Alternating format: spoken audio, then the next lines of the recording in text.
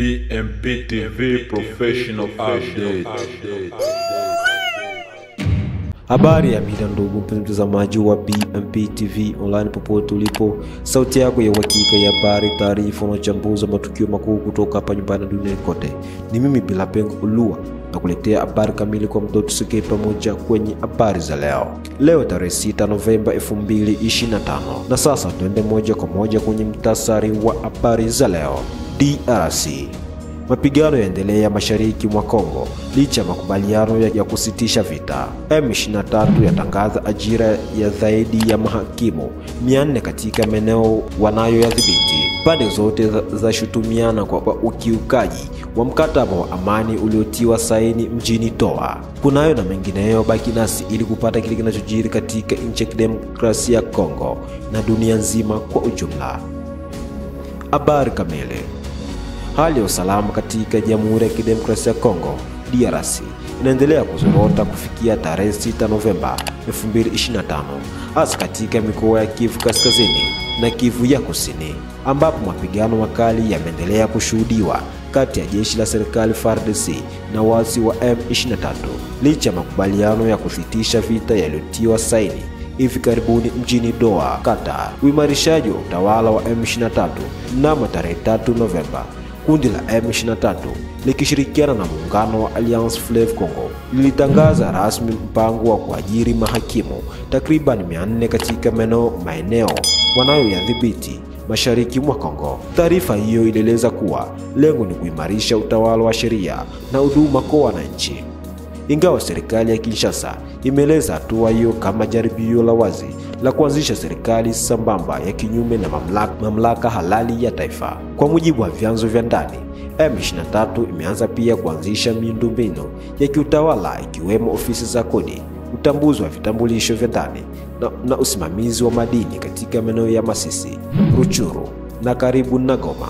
Ingawa makubaliano ya usitishaji mapigano yalitiwa saini kati ya serikali ya DRC na M23 chini ya usimamizi wa Umoja wa Afrika na Qatar, pande zote mbili zimekuwa zikishutumiana kwa ukiukwaji wa mkataba huo. Jeshi la FARDC limeilaumu M23 kwa kuendeleza mashambulizi dhidi ya ngome zake katika maeneo ya Nyiragongo na Sake, huku M23 nayo ikidai kwamba wanajeshi wa serikali wamekuwa wakifanya mashambulizi ya kujihami kinyume na makubaliano ya Doha. Mashambulizi ya angani na ya ardhini yameripotiwa katika vijiji kadhaa na yamesababisha vifo vya raia na uharibifu mkubwa wa mali ikiwemo shule, hospitali na makanisa.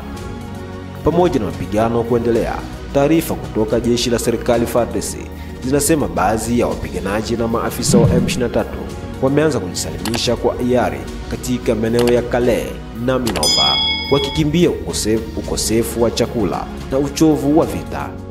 Hata hivyo, jeshi la serikali linasema linachunguza taarifa hizo ili kubaini ukweli wake, kwani baadhi ya waliokamatwa wanadaiwa kuwa walikuwa wakijaribu kujipenyeza kama raia. Kwa sasa M23 bado inadhibiti maeneo muhimu karibu na miji ya Goma na Bukavu na imeendelea kushutumiwa kwa ukiukaji mkubwa wa haki za binadamu. Mashirika ya kiraia na ya kimataifa yameripoti visa vya mauaji ya kiholela, ubakaji, uporaji wa madini na uhamishaji wa raia kwa nguvu, mambo ambayo yamezua hofu kubwa miongoni mwa wananchi wa eneo hilo. Serikali ya DRC imetaka jumuiya ya kimataifa kuingilia kati kwa hatua za haraka zaidi, ikisema kuwa uvamizi wa M23 unaungwa mkono wazi na Rwanda, madai ambayo serikali ya Kigali imeyakanusha vikali, ikisisitiza kwamba Rwanda haina maslahi yoyote katika ardhi ya Kongo. Wakati huo mashirika ya misaada yameonya kuhusu janga la kibinadamu linalozidi kukua katika mashariki mwa DRC. Zaidi ya watu milioni 7 wanaripotiwa kuwa wamekimbia makazi yao, huku kambi za wakimbizi zikiwa zimefurika kupita kiasi.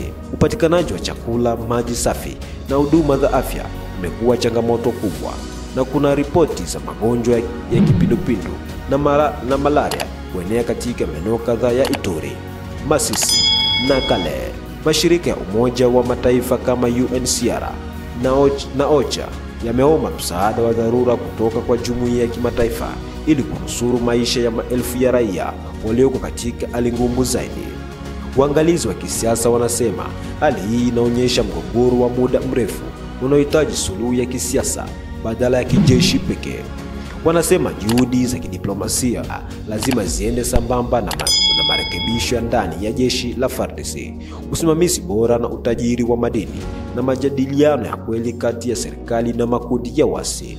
Ndugu mtazamaji wa BMP TV Online, na hivi ndivyo tunafunga kurasa wetu wa habari toka hapa BMP TV Online.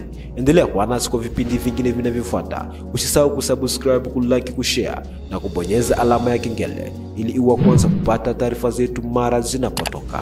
Kwa niaba ya timu nzima ya utayarishaji, ni mimi Bila Pengo Ulua.